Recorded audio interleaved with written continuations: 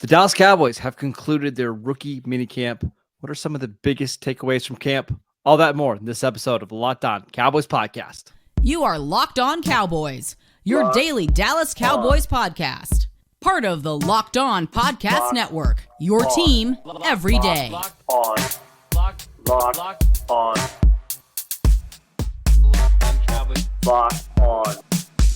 Cowboys.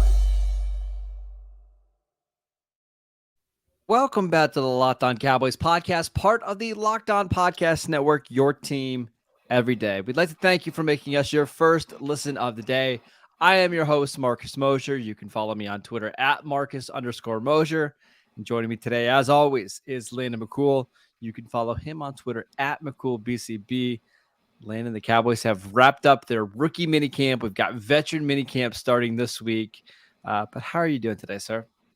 I'm doing well. It's interesting to kind of go through the mini camp stuff, and we'll talk about it more in depth here in a second, and kind of examine how things are run in administrations versus this and the previous one with Garrett. So things are very different, and it's going to be kind of interesting to kind of dive deep into that and kind of examine exactly where the differences are and why they made some changes to the way that they're doing things now.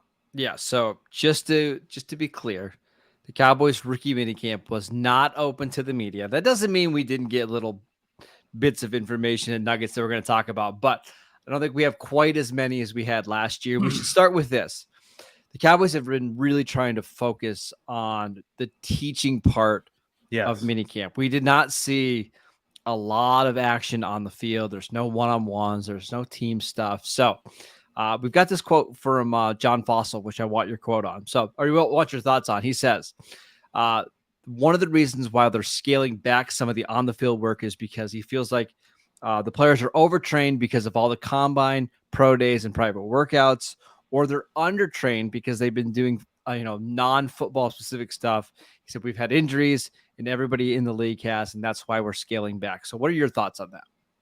Well, I mean, first of all, just the greatest irony that like all this training that these prospects do in order to get into the NFL is probably the worst thing for them as far as getting them ready for football shape. And I think that there's something to be said about that, and that maybe that should be examined a little further. But I do think the Fossil is correct. I mean, I think you've seen this where these guys come in, they're either overtrained, like he said, or trained in such a way that they haven't been using the same sort of muscle groups the same way that they would when they get onto the football field. So they've decided to kind of do a gradual ramp up situation, which I think also kind of fits in well with their general desire to kind of use these as teaching sessions, right? Because honestly, the best way to teach these guys, especially early on, is kind of do it at half speed, start in the classroom, watch the film, and then take what you've learned to the field at half speed. I'll even take it a step further to kind of preview for training camp. Even training camp last year, it felt like they really took their time to kind of ramp things up, so they're very cognizant of the idea that there is a period between when the season is about to start and when we get into training camp, that if they don't handle it correctly, you can cause injuries that will last throughout the duration of training camp. So that's what the Cowboys are trying to avoid. And then on top of that, like I said, a focus on teaching, especially for these young rookies. A lot of these guys are being asked to do things that they didn't do in college, or being asked to do more than they did in college, like whether it's special teams or other things. So, they're already having a head spinning moment with all of this, giving them the opportunity to kind of take that rookie mini camp to like learn, hey, where's my meeting room? What do I bring to the meeting room? Am I taking notes? Like, where's the canteen? Where do I go get food? What's the deal with my stuff? There's so many like things that are not football that these guys have to figure out to get it out of the way early, and then to just focus on assignment stuff and not have to worry about competing and like fighting for your job while still learning how to be a professional up front. I think that's a good not so steep curve and a good way to kind of get these guys acclimated so that they feel comfortable when it's time for the veterans to join them. That and Mike McCarthy, like 2 years ago, got fined for doing too much in these mini camps. Remember, they had too much physical contact. So I think that has part to do with it. I think the other thing is, for a lot of these rookies, you can't win a job in May, but you can probably lose one if you get hurt, right? Absolutely. Let's say it's not even a super serious injury. Let's say it's a hamstring injury that just takes 6 weeks to get fully back from. I mean, that's 6 weeks where you're not on the field being able to do some of the stuff just to get you ready for training camp, to learn the jobs that you're going to be competing for. I just think the Cowboys have taken a very cautious approach. And we're so far away from even the first training camp practice that it doesn't make a lot of sense to overwork these guys right now. Yeah, this is not the important time that they need to be on the field. No. I mean, you could argue that it's training camp for a lot of these guys is the most important time for them to be on the field because, a good portion of these guys aren't going to make the roster or be playing on Sunday. So the most important thing that they can do for their individual careers is have good training camps, not good rookie mini camps. So keeping them healthy up until the point when competition starts, that's really important. And it's the best thing for not only the team, but for these individual players who are trying to have a career. What's the worst way to start a career than to have a chain of lower body injuries that keep you off the field during the important learning process? That's just a real terrible way to get off on the wrong foot of your career. So getting them healthy into these camps, knowing what they're supposed to do, that sets them off on the right foot. I mean, it's also a time for the coaches to learn these players, right? Like we know the Cowboys coaches have a big, say when it comes to drafting these players. But if you're Jalen Moreno Cropper, right, you've probably never talked to Brian Schottenheimer before, right? Like you probably don't know who your wide receiver coach is. This is a good time for you to learn about them, learn how they want you to do certain routes, how they want you to line up. So as much as this is a teaching moment for players, it's also for the coaches. Like they're trying to learn who these guys are. Well, and the other thing too is that they don't have the other veterans there to kind of divide their attention. So this is a great opportunity for them to focus solely on getting to know these young players. So when the vets come in, they feel like they have a relationship with them and not trying to struggle to learn their names in between running drills for the vets. Having said all of that, we did get some notes on some Cowboy rookies that I want to talk about next. This episode is brought to you by Built Bar. Are you looking for a delicious snack but don't want all of the sugar and the calories? Then you need to try the best tasting protein bar ever. It's Built. You absolutely got to try it. They're fantastic. I'm not sure how they made a protein bar that's this healthy, tastes this good. Seriously, they taste so amazing. It's going to be like you're eating a candy bar. You're not even going to know that they're good for you. What makes Built Bars so good? Well, for starters, they're covered in 100% real dark chocolate. That's right, real chocolate. And they come in so many unbelievably great flavors like churro, peanut butter brownie, and cookies and cream. Not sure how Built does it, but these bars taste like a candy bar with only 130 calories, only 4 grams of sugar, and a whopping 17 grams of protein. And now you don't even have to wait to get a box. For years, we've been telling you to go to Built.com to order your boxes over there, which you can still do. But now you can run into your local Walmart or your Sam's Club and get some specialty flavors. That's right. Go to your Walmart, go to the pharmacy section and pick up a 4-bar box of cookies and cream, double chocolate or coconut puff. Or if you're close to a Sam's Club, run in and grab a 13-bar box with some of the hit flavors, including brownie batter puff and churro puff, and you can thank us later. We want to thank you for making Locked On Cowboys your first listen every day. Every dayers. Tomorrow on the show, Lena and I have a fun little exercise. We're going to rank the top 5 players for the Cowboys going into the 2023 season. Boy. Got a feeling this is going to be a little bit more difficult than you think. So make sure you guys are tuning in for that.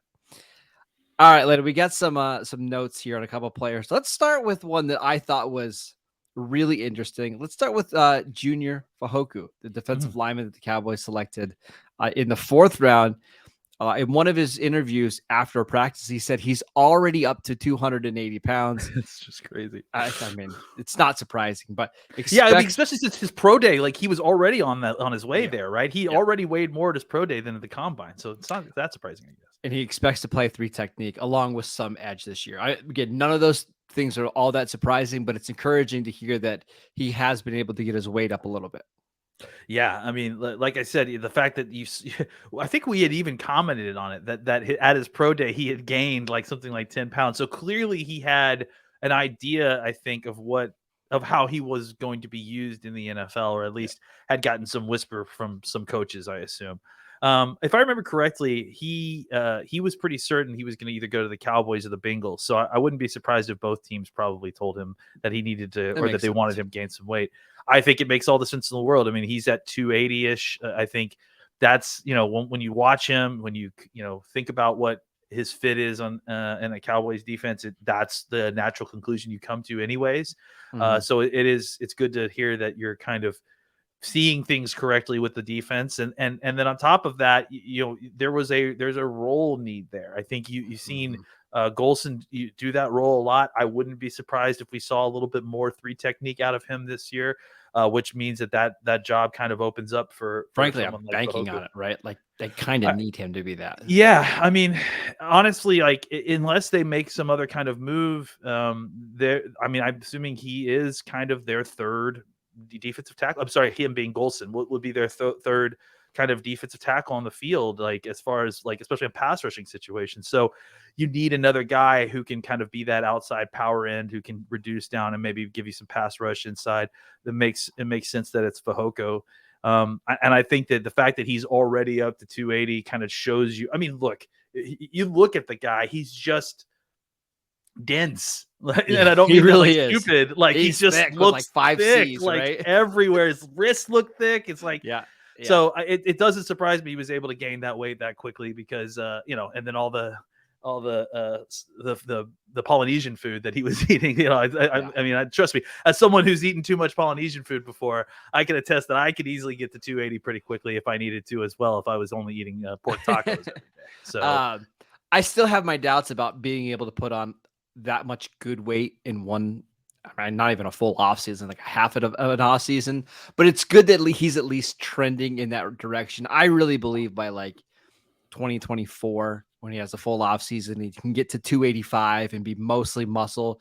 That's when you're going to really see him take a leap. But yeah, I like the clarity from not only him, but also from the Cowboys. Like, you are an inside disruptor for us. Like, don't worry about the quickness on the outside. Like, we don't need you there. We've got a million defensive ends. Go be a penetrating 3 technique, and that's how you're going to give us the most value. I love it. Yeah, clearly they had a vision for the player, and obviously it was clear enough that even you and I could see it when they got drafted. So, I think it's great to see that they are executing the vision. He clearly is well on his way. I'm excited to see him in training camp. All right, this note is on Mazi Smith. Actually, another quote from him. He says, "A lot of people talk about my pass rush from college, but I never had a pass rush plan. We're gonna get a plan and see what I can do. I was a run stopper at Michigan, and if we're gonna win a game, I was going to have to stop the run. That's what I was focused on, and that's what I'm still focused on." I thought it was interesting that he said, I've never had a pass rush plan. I don't know if that makes me feel better or worse about Mazi Smith. Well, I mean, he was never given a plan, so I guess that's probably the better, I guess. How did he get through Michigan without a pass rush plan? Well, because I've seen other Michigan defensive linemen not have that. It's just, can you become an NFL pass rusher after basically not doing that ever in your career? Like, can you build that skill set now that you're in the NFL? Maybe. We've seen Rashawn Gary kind of do it, right? I mean, I think if you can box jump whatever he can box jump at 330 pounds and explode off the ball that way, that's a pretty good start, I would say. Yeah, I mean, I think you can. I think, look, if you have the athleticism and you're such a physical force, I mean, I think the issue that you see with a lot of these pass rushing techniques is that they don't get off the ball quick enough. I mean, I think a lot of guys you see that have good hands can kind of work around that, but you don't see guys who have both usually, and the guys who do have both are Aaron Donald and Chris Jones and, those kind of guys. Right. So, and even Aaron Donald's, technically undersized if you want to go there. Right. Like, sure. So I think, simply the act of getting off the ball and being 330 pounds and, trying to slide in through a center and a guard will help push the pocket. And look, there's tape of him like doing this. Like, there is tape of him getting in a crack and, exploding off and then just, kind of throwing centers and guards aside. So I think he has all the elements. I mean, I think he can definitely improve his pass rush because he didn't do anything before. So there's definitely places to go because he just wasn't attempting it very much. I think as far as teaching somebody to pass rush, I agree. Like, I don't think you can teach somebody the physical traits you need to be successful in the NFL as a pass rusher. I think you can teach somebody hand techniques that will help them get cleaner a lot better. He's got to have the physical ability to, explode through the line, be strong enough to handle the guards. Like, that's all stuff that he's got, that he comes naturally with. What we got to teach him is the tricks and tools of getting hands off of you, keeping clean, counter moves, and then setting up counter moves, that sort of thing. I just would caution people, like, it's not going to happen. As great as Dan Quinn is at coaching up the defensive lineman, it's not going to happen in year one. Like, his role is going to be to stop the run and occasionally give you a pressure or two. I look at like somebody like Dexter Lawrence coming out of Clemson. He was a better prospect than Mazi Smith. He was bigger, longer, and was a fantastic athlete. But it took Dexter Lawrence 4 years in the NFL to figure out how to rush the passer. I'm looking at his numbers right now. 2019, 15 pressures. 2020, 16 pressures. 2021, 17 pressures. And then 2022, 36 pressures. So I think that's what you're hoping for, is like down the road, maybe you can get somebody who can give you that type of pass rush production, but they're going to have to basically start over from scratch here. So he can still provide you a lot of value as a run defender. Just don't call him a bust if he only has 11 pressures in his rookie year, right? And let's also remember that pass rush is more than just sacks and pressures, right? Yes. Like, if he's able to push the pocket so that the quarterback has nowhere to go while Micah and Lawrence are coming around the edge, that's good value. That's disruption, which is production. So I think that there is going to be a lot of box score eyeballing with him, and likely those folks are going to get upset because, I mean, what is your standard for what's a good amount of sacks for a rookie defensive tackle? Because for me, like 1, 2, it's just like rookie defensive tackles don't get a ton of sacks. Like, it just doesn't happen very often. Yeah, but even take away the word rookie. Like, what's the number of sacks that a nose tackle needs to get up? I'll give you a great example. One of the best players that I saw at defensive tackle this year in the NFL was our guy Derek Brown for Carolina. Mm-hmm. He was played really awesome. good this year. He was absolutely awesome. He had 1 sack. Yeah. And he had more sacks in the previous 2 years. Wasn't even comparable how much better he was this year. So I'm not saying, hey, sacks don't matter or anything like that, but there's going to be so many other parts to look for in Mazi Smith. Now, if he's struggling to stop the run and he's giving you nothing as a pass rusher and he's just not doing anything else, that's when you can get concerned. But again, remember, you picked a guy at 26 with this athleticism because of what you're hoping he could become as a pass rusher. There's got to be a little bit of patience here. And on top of that, like, look, the Cowboys for the last 2 years have not been wanting for sacks. All right. Like, we have a really good, we have a really good pass rush, like one of the best in the entire league, if not the best in the entire league. I mean, us and Philly basically, and maybe one other team, like basically in the top 3.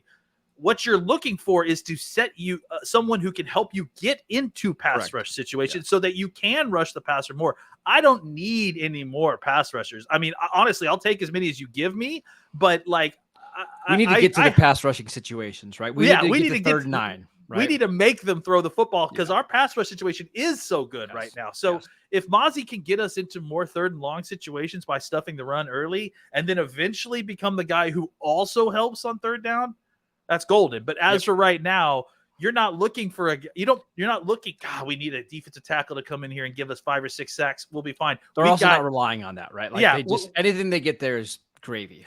We're filthy with pass rushers right now. So we're even guys who we can reduce down inside and rush from inside. So I think the key thing here is what you pointed out. Get us into more pass rush situations that will produce more sacks. Maybe not for Mazi, but for the team overall. I've got one more quote from Brian Schottenheimer. I want to know if you believe him or is this just May coach speak coming up next. All right, Landon, we're finishing up with our minicamp notes from the Dallas Cowboys rookie camp. Quote from Brian Schottenheimer. He says, "We want to play physical, fast, and make everyone cover the entire field.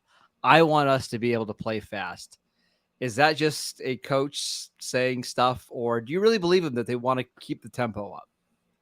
I kind of do. I mean, look, this is May. Coach speak is running rampant. Everything that comes out of your mouth is coach speak at this point. I mean, so some of it's true, though.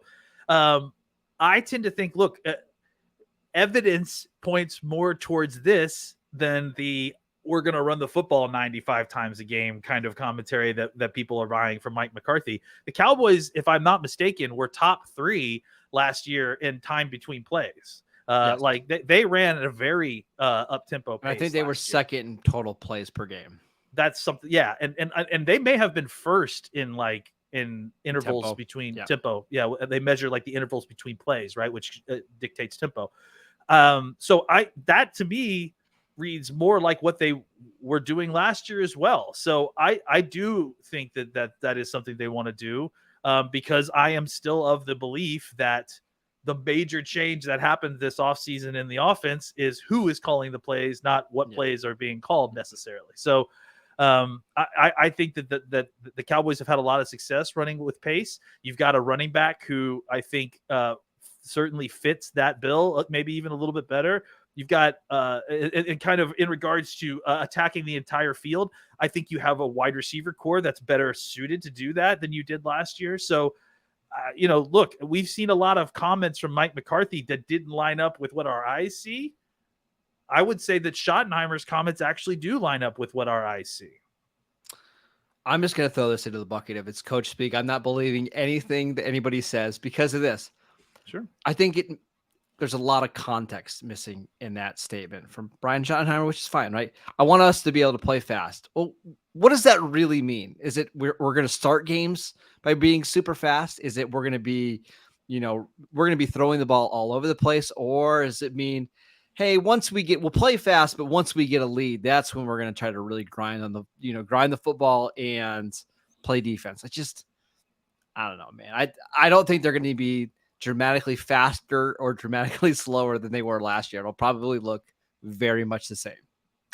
Which I think that's ultimately what I'm saying too. They played fast last year, so why wouldn't they be playing fast this year, right? Exactly. Like not much change there. And they have a quarterback who frankly plays better when he's playing up tempo, right? When I've seen Dak struggle, it's when it's too reliant on one play, right? Like it's 3rd and 7. We got to get 7 yards here. But Dak is better is playing like that fast break offense where it's throw. We're moving the ball. We're getting 8 yards every single play. That's the style that best suits him. So going back to this slow Russell Wilson, like early days of Seattle offense, I don't think makes any sense at all. So I don't think we'll see that either. The Cowboys, I mean, look, if you've watched the Cowboys last 2 or 3 years, you've at least once said to yourself or out loud to friends, why don't they run no huddle all the time? I know. Because they're so good at it. They're so good at it. And Dak specifically is so good at it, right? He gets them in the right play. He knows how to exploit the defense. Once he gets them on their heels, he smells blood in the water and he attacks. Yeah. Right? So maybe what they mean is that they'll do a little bit more of that. Or maybe it's May and Brian Schottenheimer is required by the NFL to answer questions for reporters, and the reporters are asking generic questions, and he's giving a generic answer. That's also a possibility, but I also think that like the Cowboys played at a fast pace, so it wouldn't surprise me if they continued that next year. And the truth is, you have a quarterback that's going into year 8 with the same team. Like he's going to be able to decide what the tempo is a lot. Like say what you will about Mike McCarthy, but he's going to give his quarterback a lot of free reign, right? Like. He just trusts them. So if Dak feels like, hey, they're in a situation where it's time to go, it's time to be fast because he sees something on defense that they want to attack, or, they're playing the Giants in week 1 and they're in an unfavorable defense, right? There's a nickel corner on the field who shouldn't be on the field. That's when you're going to see Dak be aggressive. So again, it's make coach speak, but it's all we got, guys. It's all we got. We're reading the tea leaves that were provided to us. Yes. I think to be very straightforward with you guys, like I said, these guys are required to answer these questions. Some of them are generic. What we try to do, some of them aren't even truthful. Some of them aren't even truthful. What we try to do is take all of what they say and then pick out the pieces where they may have slipped up and told a little bit more, too much of the truth, and try to dissect that part. There you go. All right. That is it for today's show. We want to thank you guys for tuning in, and please check out the show on YouTube. We put up content every single day. It is free and available on all platforms. Go follow Landon on Twitter at McCoolBCB. I'm at Marcus_Mosher. We'll see you guys right back here tomorrow.